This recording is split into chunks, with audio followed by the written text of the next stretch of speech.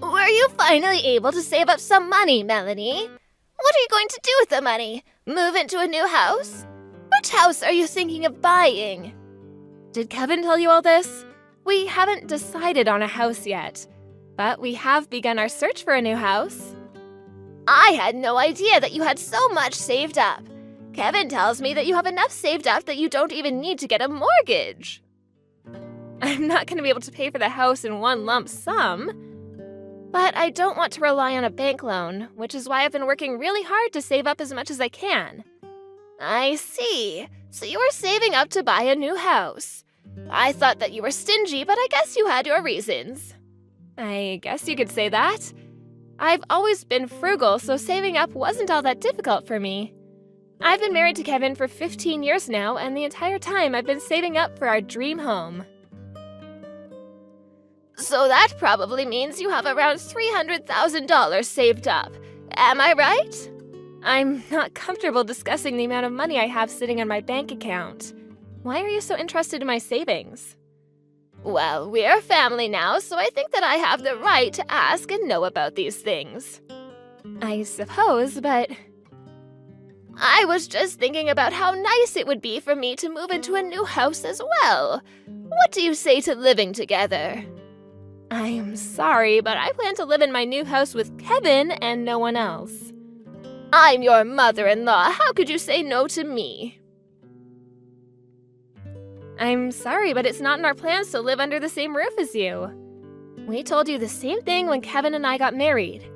Kevin and I have been dreaming of purchasing a house of our own, and the last thing we want to do is say yes to moving in with you. Why are you so cold to me? What do you have against me? Don't you think that you're being a little rude to me? Ever since you got divorced, you've been relying on Kevin for money. I have, but Kevin is my son. I'm allowed to ask for his financial help if I need it. I raised him, so I should be able to receive money from him. Kevin never gave you his money, he's lending it to you. On top of that, he's been sending you monthly payments to help out with your living expenses. We know that you're in a lot of debt. The last time that you came over to see us, you stole some of our valuable possessions from us. I'm sure you can see why we wouldn't want to live under the same roof as you. You say that you can't live with me, but you're letting another woman live under your roof? What's that about? She's my great aunt. She's been good to me, and now it's my turn to take care of her. But it seems unfair that you'd let your great aunt live with you and not me. I'm Kevin's mother. We can't get dragged into your financial problems. And my great aunt is only living with us temporarily. Once Kevin and I purchase a new home, my great aunt will no longer be living with us. I mean, the house that we're living in now is her house. I've been helping her out because she recently had some medical problems. I really do hope that you and Kevin will invite me to move into your new house with you. I won't give up so easily. Well, Kevin and I aren't going to give in either. I need to go now.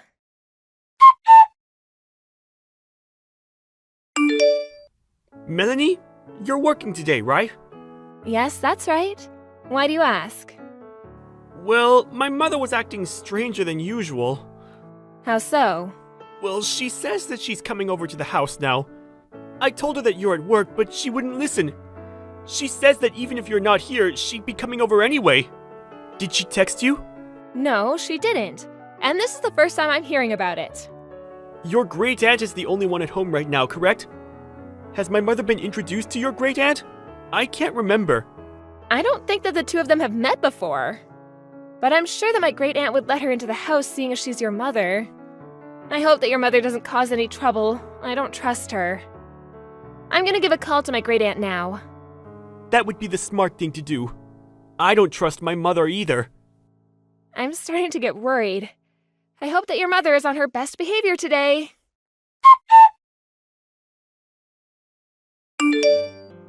I took the liberty of buying your new house for you. Excuse me? Why did you go see my great aunt today? What did you need? I already paid for the house. You have nothing to worry about. I didn't realize how easy it was to withdraw money from your account. I couldn't withdraw the entire amount in one go, so I went to the bank numerous times. The real estate agent allowed me to sign the contract for the house when I showed them the balance in your bank account. I'm going to need all the money in your account to pay for our new house. What in the world are you talking about? I know that you said you wanted a new house, but with the money you had, I could only purchase a second-hand property. Since I was the one that found this amazing house, I think that it makes sense that I live there with you and Kevin. I'm not quite following you. What is this about? How were you able to take my money and go buy a house? Once I figured out your passcode, it was all very easy. Thank you for saving up all that money. Do you realize how crazy you're sounding right now? If you really did what you claim, it means you stole from me and made a huge purchase. I don't understand why you're being so cavalier right now. I'm really grateful that you put in a lot of effort to save up all that money. I'm really looking forward to living in the house that I purchased with your money. You and Kevin are welcome to live with me if you'd like. How many times do I have to tell you that Kevin and I have no plans to live under the same roof as you? How did you get a hold of my bank book and card? I withdrew the $300,000 in your account and used the money to buy myself a house. Since we're a family, your money is my money, so I'm assuming that you have no issues with this, right? I have my bank book right here. I don't know what you're talking about. What? I went to check that I had it after you told me about what you had done. But the bank book which belongs to my great aunt is missing. Your great aunt? Yes, the woman who let you into the house today. She only let you in because you're Kevin's mother. My great aunt never expected you to be a thief, too. She was terribly shocked when she realized that you had taken her bank book. I don't get it. So you're saying that I took your great aunt's bank book instead of yours? But it had your maiden name on it. Are you sure about that? My first name is Melanie, and my great aunt's first name is Melania. People confuse our names all the time because they're so similar. I think that you took my great aunt's bank book and assumed that it was mine. Oh, you're right. What am I supposed to do now? Why does your great aunt have so much money? Well, I guess the money is mine now. Do you not understand the gravity of what you've done? You committed a serious crime and you will be punished. You do understand that, don't you? Look, it was an accident. I took her money thinking it was yours. I mean, we're all family, so I don't think that it's a crime. Even if we are family, that doesn't make it okay for you to steal our money. My great aunt is furious with you. Okay. She told me that she's going to get her money back from you, and she's going to make sure that you don't take any more money from her. Well, I need the money to pay for my new house. Well, it's not your money to take. You shouldn't be buying a house if you can't afford it. My great aunt was careless for writing down her passcode, but that doesn't give you the right to steal her money. You're absurd for thinking you could steal your family's money and spend it on something so big like a house. You're a criminal. I wasn't stealing that money. It's mine since I'm a part of your family now. Besides, I thought that money was yours. I was doing you a favor by buying you a house, which you were going to buy anyway. I know how busy you and Kevin are with work. I was only trying to help. Since I chose a house suited to my needs, I think that it would make sense for me to move in with you. Do you realize how outrageous this is? You need to own up to your crime. You committed theft. Aren't you blowing things out of proportion here? This is all a big misunderstanding. I only borrowed the money. I was going to pay it back eventually. Neither me or my great aunt ever agreed to lend you the money, which makes it a crime. You took the money without our consent. Don't try to get out of this by saying it was a misunderstanding. Wait a minute, Melanie. Could you please have a word with your great aunt and sort this all out? She wants you to pay her back the money ASAP. But I need the money to pay for the new house. Could she please give me a little time to come up with the money? She doesn't care. She wants you to pay her back, and if you can't, she'll go to the police. The police? She can't do that to me. Please don't make such a big deal out of this. We don't need to involve the police. But you committed a crime. You should have never taken my great-aunt's bank book and card. Fine, I'll return everything to your great-aunt. Are you happy now? Will you give me your savings instead? Huh? I need your money to buy us our new house. That way your great-aunt can have her money back. You must be joking. Why in the world would I give you my hard-earned money? No way! I deserve to live in that new house. I'd rather die than give you my money. Besides, I also bought a new house, so I don't have any savings left. Oh, so you already bought a house? Yes, we did.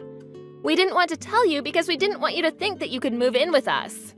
We were smart not to share any information with you. After all, you are a criminal. I'm not a criminal. Stop calling me one. I went out of my way to find you a nice house that we could all live in. I know that you bought that house for yourself. You don't care about anyone but yourself. Stop trying to rationalize your actions. You should just admit that you committed a crime and receive the punishment that you deserve. You're not making any sense right now. The only thing that I wanted was to live happily with my son and his wife. What's wrong with that? And since you had the money, I was going to use it to buy us a new house. I didn't do anything wrong. We're family, remember? I don't consider you to be family, especially after what you did to my great-aunt. What? Neither Kevin or I agreed to live with you or give you any of our money. And we definitely did not ask you to go out and buy a house for us.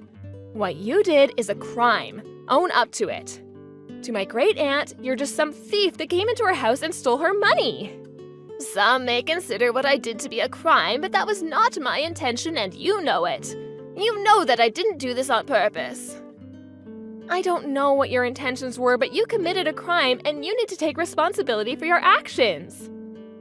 You're going to get arrested for theft and you're going to end up paying back the money in full, whether you like it or not. You're going to let the police arrest me?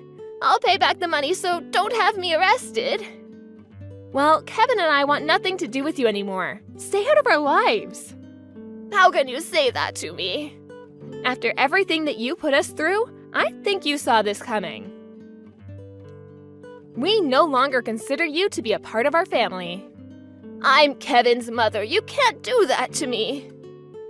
Kevin didn't choose to be your son. I'm glad that he's finally able to cut you out of his life. You gave him a good enough reason to do so. Please don't try to get in touch with us anymore. We don't want to be associated with a criminal like you. I can't believe that you're doing this to me. I'm sure that once Kevin comes to his senses, he'll realize that I mean more to him than you ever will. I won't forgive you for this. You should stop blaming me and realize that you did this all on your own. You're the one that committed a crime and messed up your life. Don't blame me for any of it. It was nice knowing you, Kaya. Goodbye.